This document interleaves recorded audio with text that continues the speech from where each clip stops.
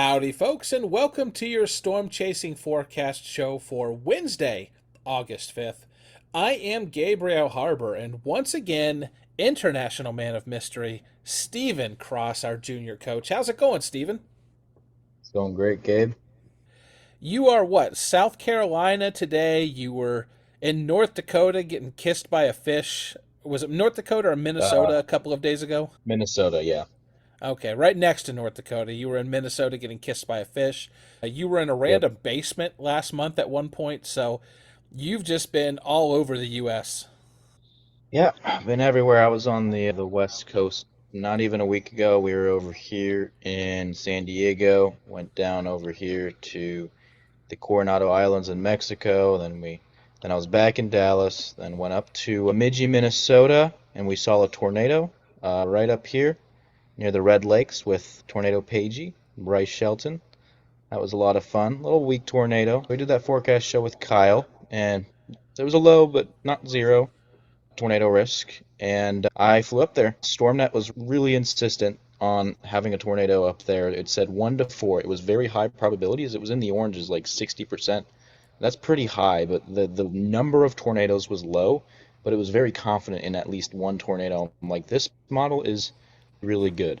And that's not the only reason I flew up. I went up there to visit my friend and go scuba diving in his lake and teach him. We thought we'd give it a shot. And so the whole pattern was really crap that day. It didn't look very good, but shear was strong enough that we might see a tornado. And voila, there we go.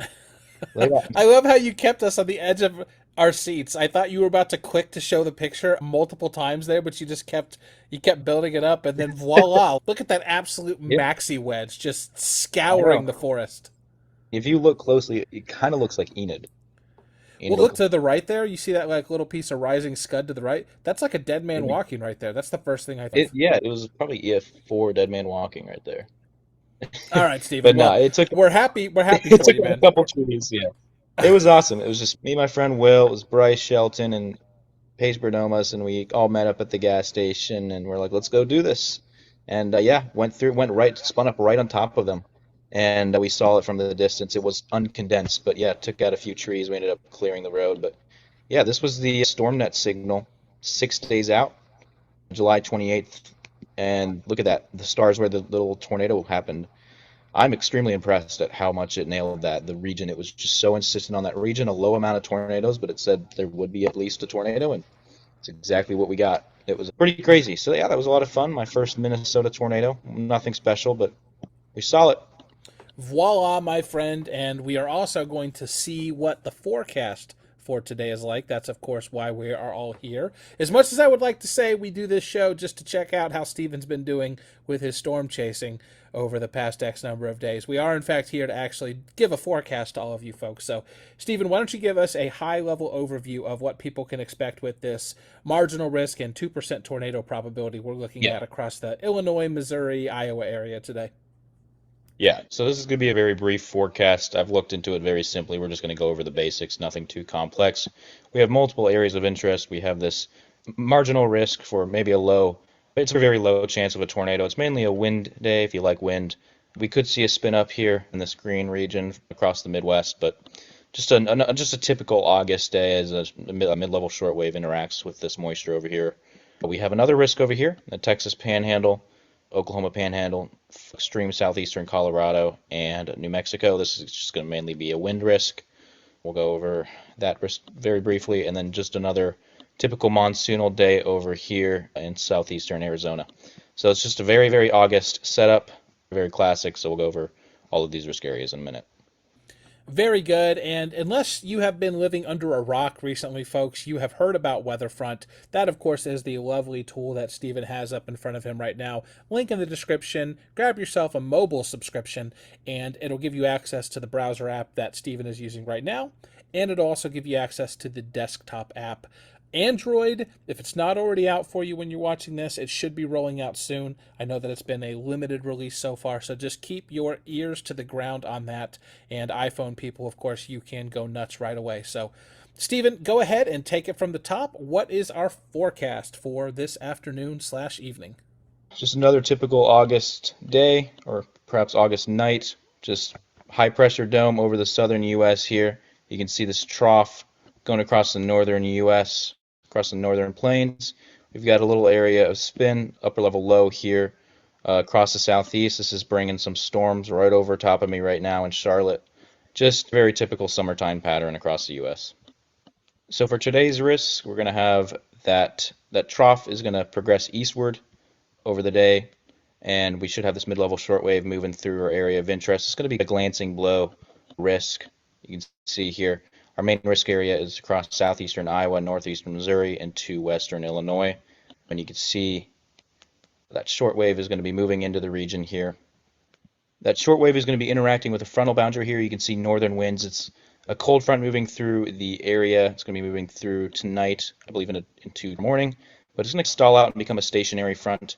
And we're going to get a bunch of training convection along it. Our main risk is just going to be isolated flash flooding and damaging winds, but I'll go over where we might see the sneakiest tornado potential, perhaps where those winds can back the most along this frontal boundary. We should have some ample instability build up along this frontal boundary here, probably approaching 1,500 joules per kilogram of CAPE along the boundary. And most of that shear is going to be relegated north of the boundary, so we'll go ahead and draw that boundary in. So this is at 2 p.m. That boundary is located right about here. And you can see most of our shear is going to be relegated to the north of that, but we should still see enough shear to the south, about 30 to 35 knots of bulk shear south of the boundary as this shortwave moves through. And that should provide enough shear for perhaps a couple of supercell structures. It's mainly going to be just some multi-cells, but we could see some supercell structures out here capable of damaging winds, heavy rainfall, and maybe an isolated tornado. We'll go ahead and pluck a sounding just south of that boundary. You can see these winds are rather veered, which is going to lower the tornado risk. We'll take a look at those photographs. You can see these photographs are not fantastic. We've got very limited low-level shear, just enough bulk shear for perhaps some multi-cells, maybe transient supercells, about 20 knots of 0 to 6 kilometer shear, perhaps locally higher up to 35 knots. I may have just plucked it in a bad area. But overall, not a terrible sounding for severe weather. Tornadoes, on the other hand, the risk is going to be rather low. We've got very steep low-level lapse rates, very moist profiles, PWatts approaching and above 2 inches in some areas. And that convection, the 850 millibar winds, are going to be pretty much parallel to this boundary. So that's going to bring a flash flooding risk across this area. They have a slight risk out for flash flooding. I don't really expect anything greater than a slight risk, but could see some locally significant flooding out here just with those parallel 850s to the boundary. The reason we don't have a higher flash flooding risk is because of that low-level jet. That low-level jet is not going to be overly strong, so we're not going to get the most robust flooding risk out here, but that's going to be the main risk, most damaging winds with that profile, with those steep low-level lapse rates, very moist profiles. But we'll go over where we might see some backing of those winds. I know RAP wasn't very enthusiastic about that. We'll look at the HRRR, and I know was a little bit more enthusiastic about perhaps a tornado risk across this region. As this short wave moves into the region, you can see very early morning hours, 12 a.m. to all the way through the morning. We're just going to have a whole bunch of convection here along that boundary. You can see we have some UH swaths, and we might see a couple instances of large hail damaging winds and perhaps even a tornado. It's going to be very low risk if we take a sounding ahead of this. Yeah, that's not much of a tornado threat. Those photographs are a little wonky. There's just a low-end morning severe weather risk, so we're going to likely have 2 rounds. It's looking like the most robust convection, the most robust reflectivity cores on the HRRR here in the morning hours across southern Iowa and northern Missouri. But we should get maybe a little bit of a break in convection, not too much, and then we'll have another line of storms move through, and you can see the HRRR is not frogging a very robust look with this convection. It's just likely very wet, very messy, just very high PWatt values. It's going to be trending along that boundary. So that's why I'm not very concerned about the tornado risk. I just don't think we'll get a whole lot of storm organization out here. It's just going to be very messy. It's mainly just going to be sporadic damaging winds. Wouldn't be surprised to see a tornado warning if we take a look at where these winds are perhaps backing. So you can see the HRRR, our higher res model here, a little higher res grid spacing than the RAP. We got a bit of a chaotic surface pattern. These surface winds are all over the place. For tornadoes, you want less convection, you want less chaotic surface winds, more uniform surface winds, and we just don't really have that. We have all of these. There's going to be a lot of cold pools that are just going to be spitting out damaging wind gusts, and that's really going to negate any tornado threat we have. It's very hard to really pinpoint exactly where these winds are backing. It's going to be kind of a local thing anywhere in our region, just along and southeast of that boundary across this region. So tornado risk is very low. It's just there's going to be a lot of interference with other convection. We'll take a HRRR sounding here at around 2 p.m. And you can see very limited low-level shear. Like I said, that low-level jet is weak. HRRR perhaps a little bit less robust on that instability. It's just, again, mainly a damaging wind, perhaps an isolated large hail threat. Tornado threat I'm not too concerned about.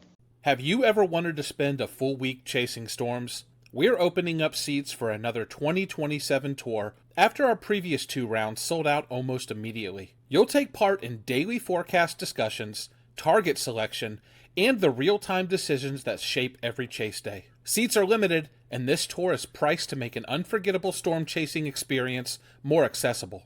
Click the link in the description below to reserve your seat before it sells out. Only question I really have from the analysis you just gave is why exactly is it that the low-level jet is so responsible for increasing that flash flooding risk? The 850 millibar winds, when they're more robust, that brings in more moisture transport. You want that constant moisture transport along 850 millibars.